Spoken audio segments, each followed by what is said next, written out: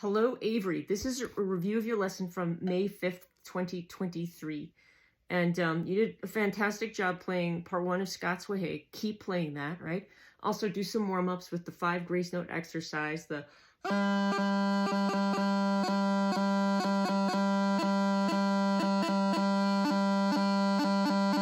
right? That'll be a good warm-up. And a scale, just keep all those sort of warm-ups going, right? But what we did today, as you may recall, was the high G doubling, the double high G. And that was, let me get the right page, page 76 of the exercises, right, from your book. And what we have here, there it is, double high G. And I do want you to take a close look at it, the internal structure of the doubling shows us that there's a high G grace note on F, and then we land on high G. And, just starting from the scale notes here. And one of the things I mentioned about this doubling, it's a little bit like a D throw. Here's how it's like a D throw. Remember in the D throw, when you play it the first time, usually as a beginner, you do something like this. Okay, but what we learned is that you need to rest on that C just a little bit before you go to the D, so it has this feel to it. So I know you remember that. We talked about it in the lesson. Well, just as you do that with the C in the D throw, we do that with the F in the double high G. So if I'm coming from low A, I'm going to do, and go up to a high G doubling, I'm going to do a G grace note on F, pause on it for just a little bit, and then come off it to the high G, like this.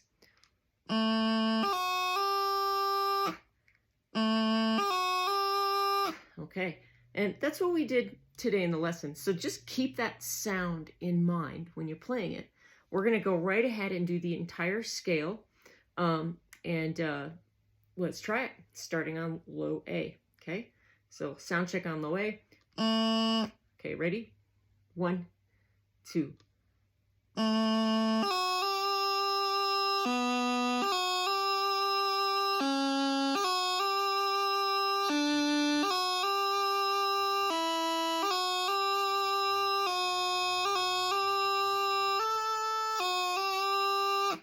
That last one doesn't really sound like a doubling, right? I don't even know if we did it in the lesson today. The one from high A, you see that? It's just a high A with an F grace note up to high G. All right, let's try it one more time. Something to practice with. High G doubling, scale starting from low A. 1, 2.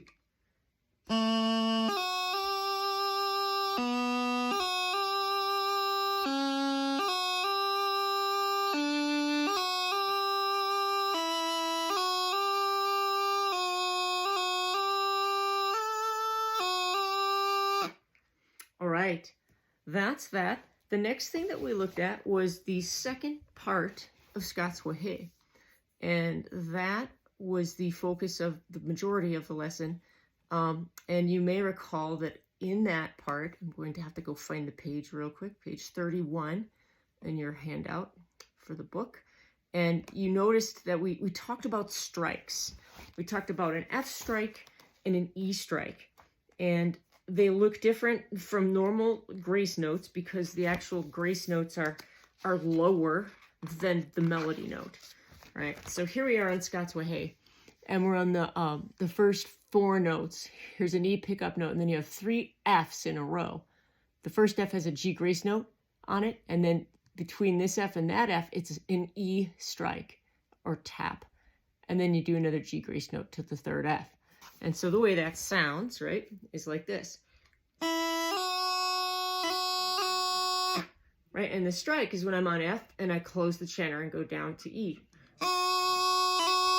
Like that. So that's one of the sets of notes that has a strike in it.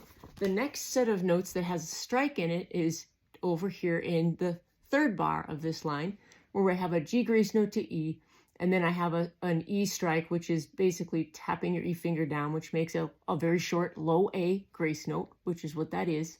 And then it's a G grace note back to E again. So that starts on F, and it sounds like this. Again, 1, 2. So those are the things to look out for in the first line of the second part of Scots Wha Hae. So what I'd like to do now is go ahead and play the first line. Let's do that together. And we're starting on an E pickup note, right? I'd like you to look at the music when you're playing this, at least some of the times. Sometimes you're going to watch me on the video. That's fine. But remember to look at the music so you understand what's happening, right? Okay, we're going to start right off the bat with that G grace note to F, the strike on F, and another G grace note on F. Ready? 1, 2.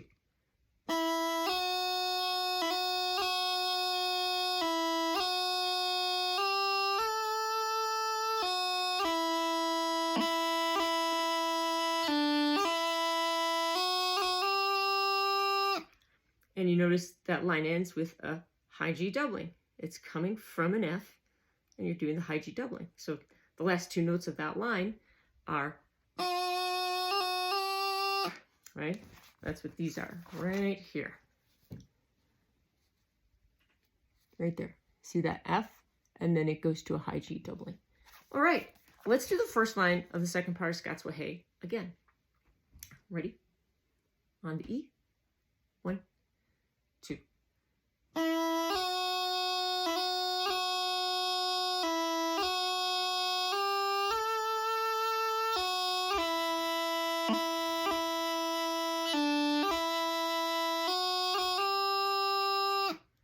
All right, let's do the second line. Second line starts on a high A, and it's held quite a bit. It's got a dot. High A, F, G grace note to E, back up to F, D throw, E, G grace note to F, E, and then this is the ending phrase that you're familiar with from part 1, right, of the tune. So there's really nothing new here for you, just putting it all together. We're going to start on the high A of line 2. 1, 2.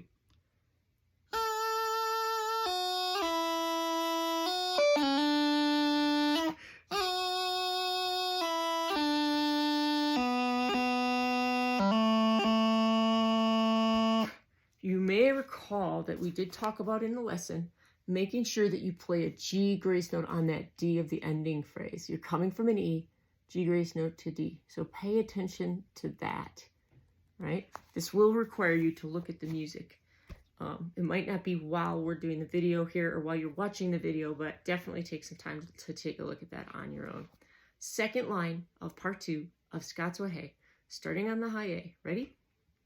1, 2.